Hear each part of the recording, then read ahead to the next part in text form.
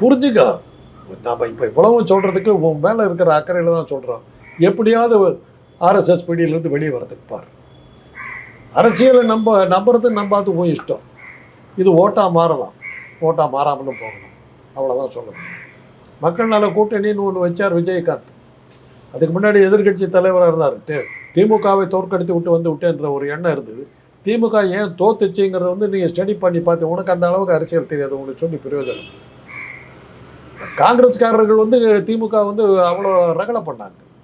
எங்களுக்கு இவ்வளோ சீட்டு கொடுத்தா தான் ஆட்சின்னாங்க, ஆட்சியில் பங்குன்னாங்க. ஓகேட்டார், ஓகேன்னு சொல்லிட்டு கொடுத்துட்டாரு. இல்லாட்டி தயாளமாலோ ஜெயிலில் தடுவேண்டாங்க. குலாம் நபி ஆசாத் தான் பேசினார். ஓகேட்டார். எவ்வளோ சீட்டு வேணும்? 60 சீட்டு கொடுத்துட்டார், வச்சுக்கோட்டார். 56 சீட்டில் தோத்தாங்க, 4 இடத்துல ஜெயிச்சாங்க. கலைஞர் எதிர்கட்சியாக கூட வர முடியாமல் விஜயகாந்த் எதிர்கட்சியாக வந்தார்.